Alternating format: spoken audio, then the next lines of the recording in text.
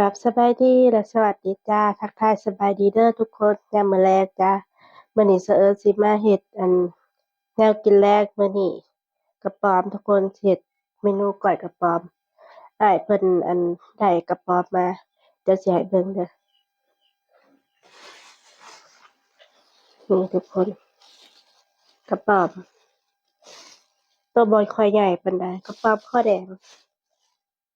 เดี๋ยวสิเอาไปปิ้งซะก่อนทุกคนก่อนเฮาสิเอาไปเฮ็ดกินก็ปิ้งให้เพิ่นสุกซะก่อนแล้วก็เอาขี้ออกแล้วจักมาผักๆจักก้อย ปิ้งกระป๋อมนี่แบบว่าปิ้งโลดเราบ่ได้ทาเกลือเด้อทุกคนเราเอาไปปิ้งโลดเพราะว่าอันนี้นะเราเฮ็ดแบบว่ามันบ่ได้ยากทาเกลือเดะเราทาปรุงเอาแบบว่าบัดมันสุกแล้วเราไปเฮ็ดก้อยจั่งปรุงเอานี่ถอกใส่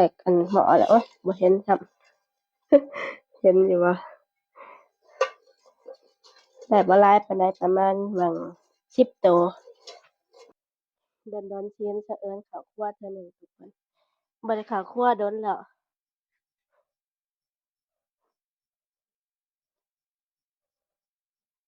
ตั้งแต่ข้าวเฮ็ดก้อยหนูบัดนี้มาก้อยกระป๋อม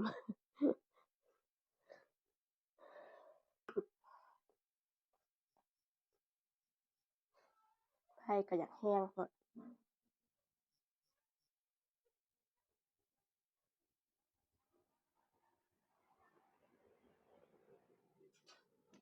เพราะว่ายามแล้งนี่เราก็สิหาหาของนำเด้ทุกคนของกระป๋อมผู้ใดแหน่เคยไปของกระป๋อมเผอิญน่ะบ่เคยไปเห็นแต่เขาเจ้าไปแต่ว่าบ่เคยของกระป๋อมนะคันยามติดจักจั่นน่ะเคยไปติดอยู่แต่ว่ากระป๋อมนี่บ่เคยของ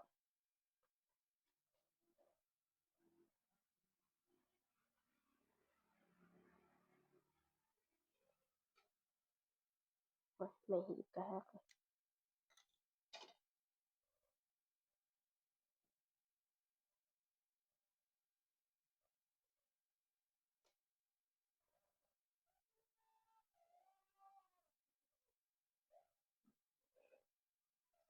นี่สุกแล้ว2โตวทุกคนอยากดำๆแหน่เพราะว่าไผแรง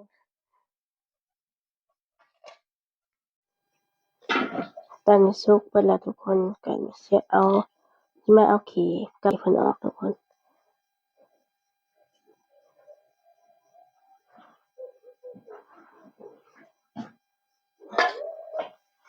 ขี้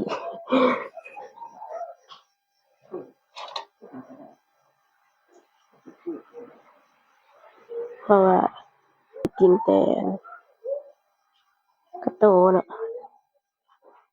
ใส่ก็บ่กินเลยผม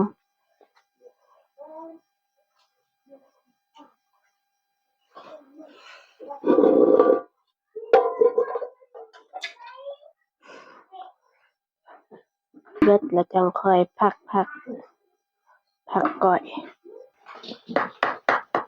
หลังจากเอาขี้ออกแล้วก็มาพักที่สะเอิ้นก็สิพักให้เบิด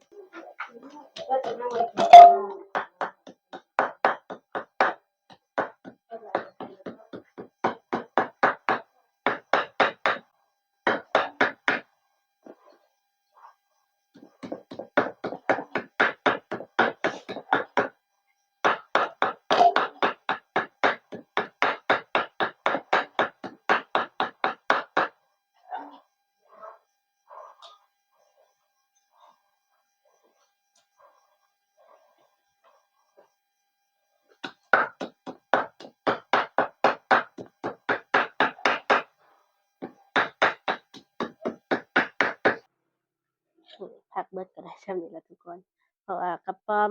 ข้อแดงมันโตบ่ใหญ่บ่คือกระป๋อมกาคันกระป๋อมกามันก็โตใหญ่กว่าแล้วก็สิได้หลายกว่าบัดนี้สิมาใส่ส้ม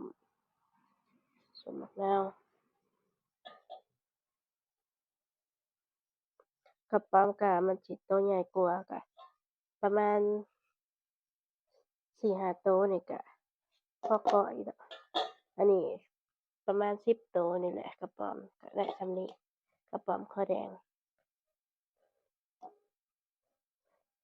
แท้จริงน่ะก้อยกระป๋อมนี่ส้มที่ถูกแหละส้มมะม่วงแต่ว่ามะม่วงยังบ่ทันละใหญ่เลยใส่ส้มมะนาวไปก่อน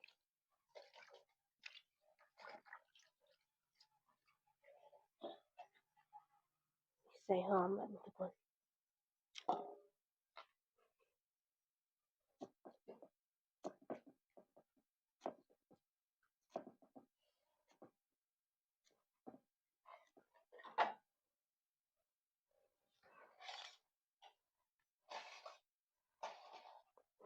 ก็ใส่ผักลงไปเลยจนบ่เห็นฮอดเนื้อกระป๋อมบัดนี้ก็สิไปใส่ข้าวคั่วแป้งนัวน้ำปลา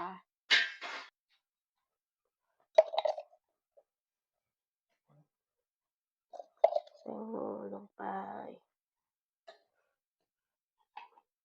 แป้งนัวก็สิเบิดแล้ว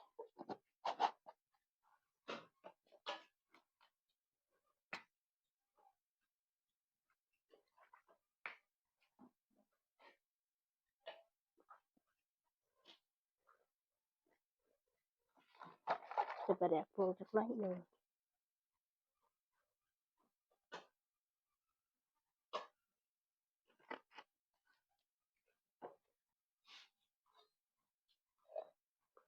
ข้าวคั่ว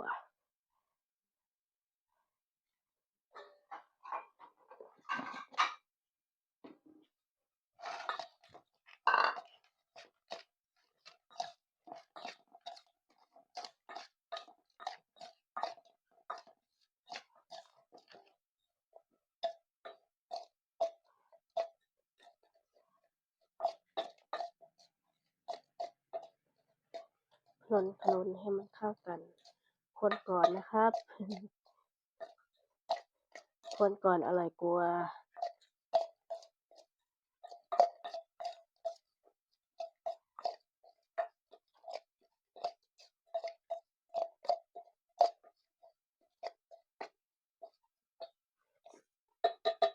ชิมก่อน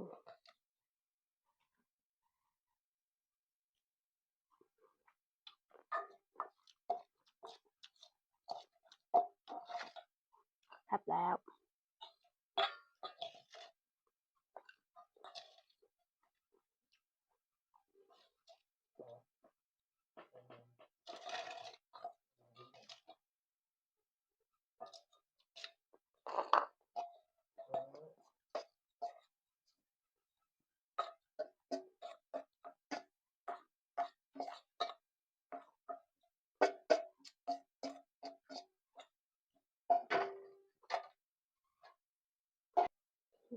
นี่แล้ว